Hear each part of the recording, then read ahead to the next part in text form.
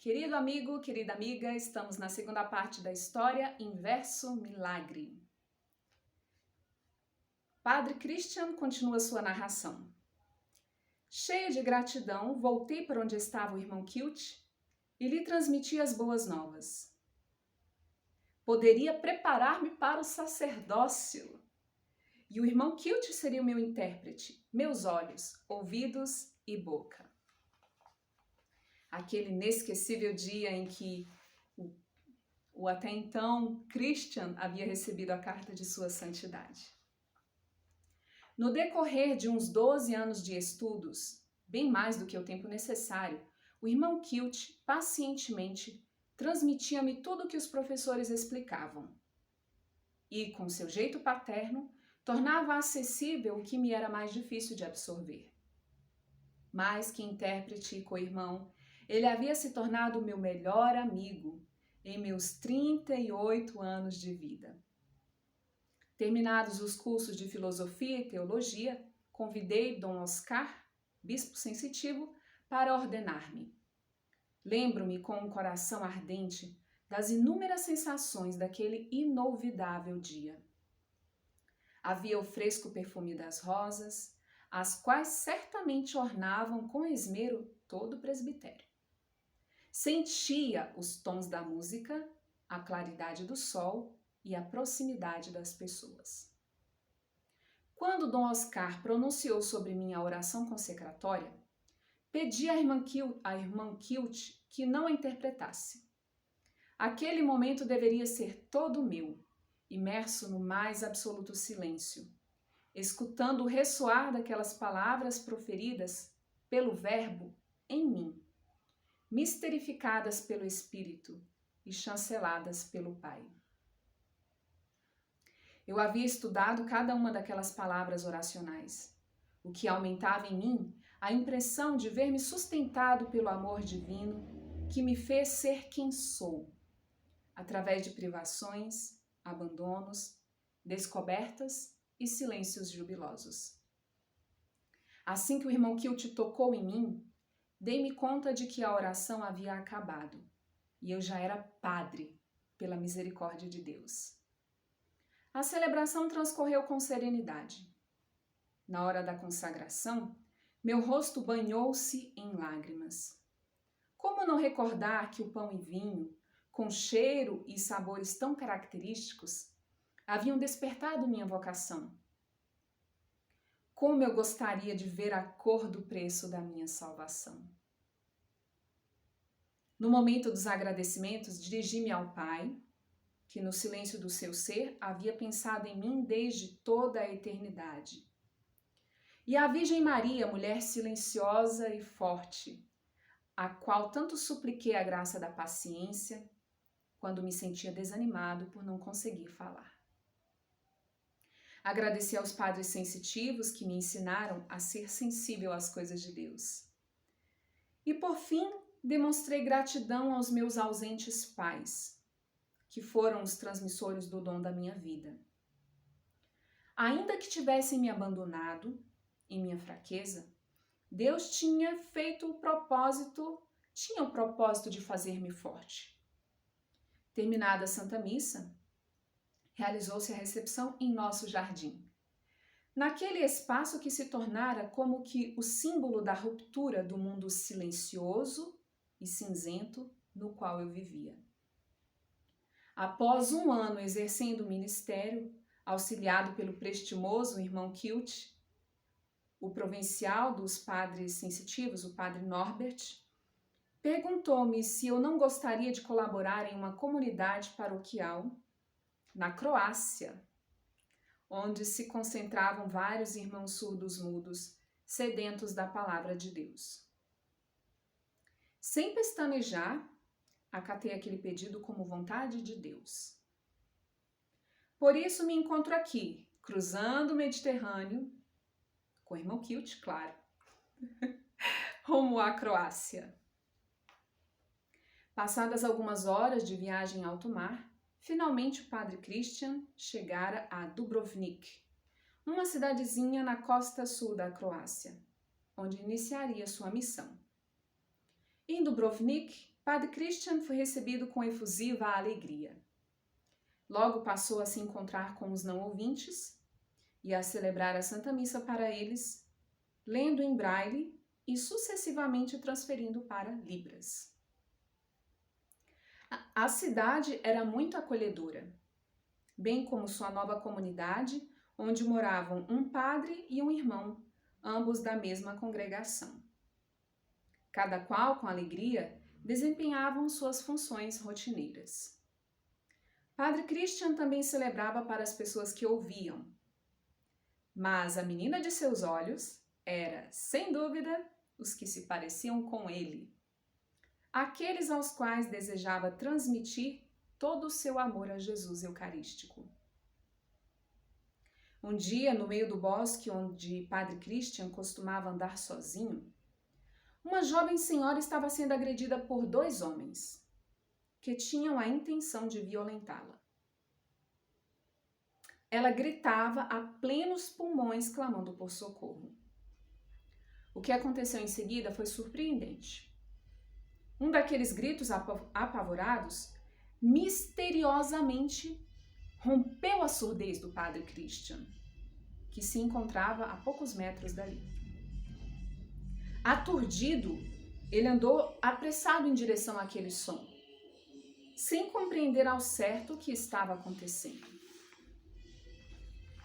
Quando os 2 homens avistaram aquele sacerdote, com passos decididos e um bastão na mão, não pensaram 2 vezes em soltar a mulher e bateram em retirada.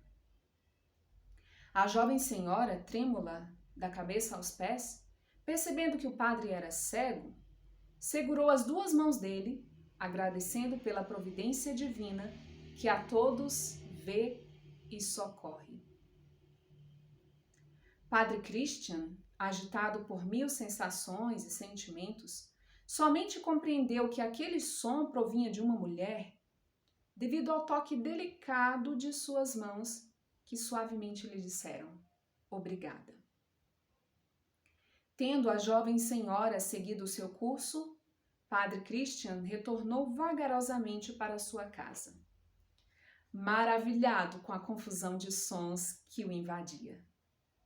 Não compreendia como poderia ter passado a escutar, de uma hora para outra, ainda que tivesse sido para ajudar alguém em apuros. Uma coisa era certa: Deus misteriosamente lhe falava por meio do socorro aos aflitos. Quando estava prestes a chegar em casa, escutou um som que aquecia o coração, elevava a alma a Deus e lhe revelava a beleza do Criador. Enquanto se embevecia, viu em sua mente que se não tivesse socorrido aquela mulher, ela teria sido violentada e daria à luz um filho como ele, cego, surdo e mudo, que também seria abandonado, mas que não receberia todo o afeto que ele teve. E a feliz ventura de receber todo aquele carinho. Seria um jovem problemático, infeliz e por fim tiraria a própria vida. Foi então que Padre Christian, em meio àquele embalo, que mais tarde soube ser o canto gregoriano que ecoava pela igreja, percebeu que havia passado a escutar para que uma vida fosse salva. Foi necessária muita dedicação da parte do irmão Christian, do Padre Christian, para que ele pudesse associar as palavras ouvidas às que ele já conhecia em braille e libras. O irmão Kilt, ainda atônito por essa mudança repentina, foi mais uma vez quem o ajudou nesse árduo aprendizado. E, muito embora o Padre Christian escutasse, o irmão Kilt continuava sendo seus olhos e sua boca. Pois, por mais que se esforçasse, ele não conseguia reproduzir os sons que ouvia. Transcorridos alguns meses, desde que Padre Christian passara a escutar, seus co-irmãos tiveram que viajar a Zagreb, a fim de tratar assuntos referentes à congregação. Enquanto eles não regressassem, Padre Christian teria que permanecer sozinho por alguns dias. Em um daqueles dias, enquanto escutava da janela da sala o canto dos pássaros, alguém bateu desesperadamente à porta.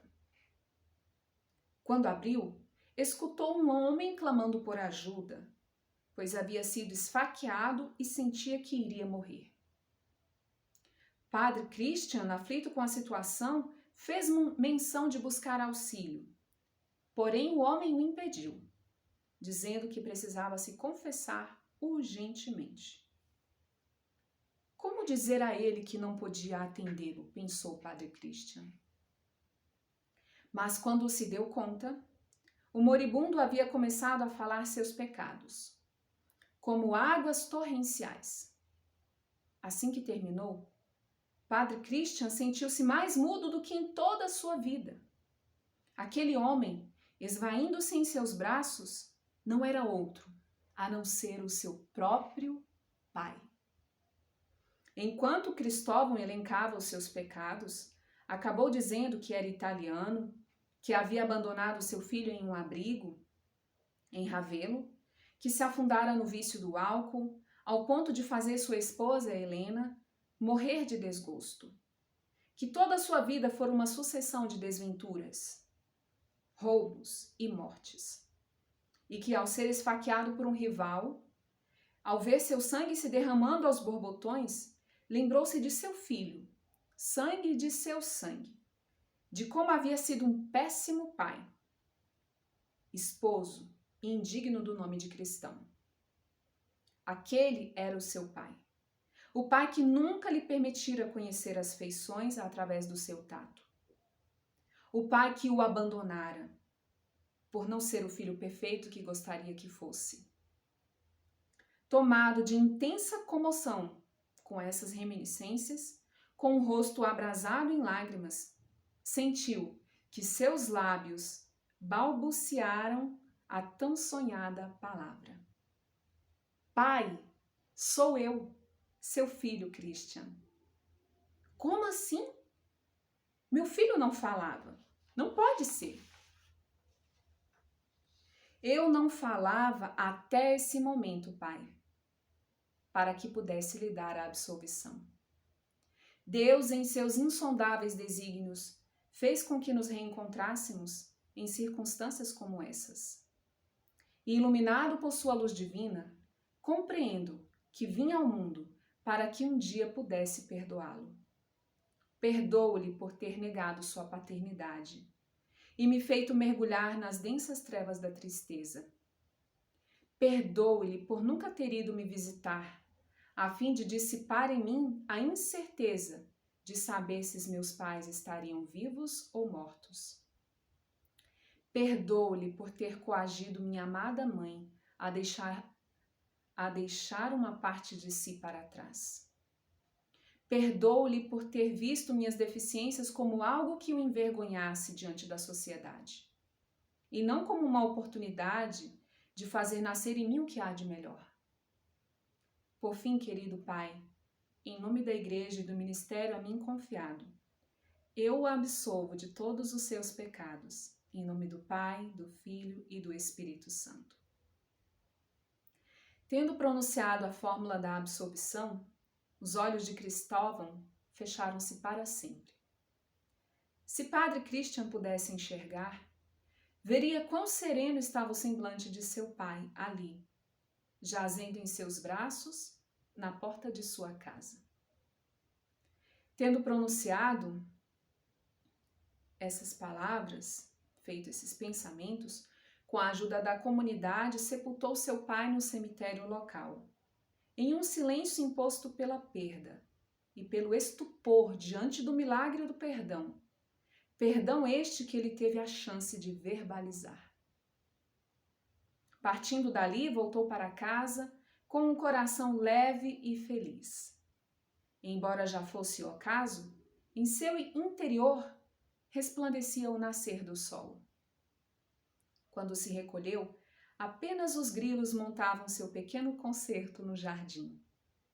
As estrelas tornavam o céu mais eloquente e a terra parecia descansar em um grande sorriso.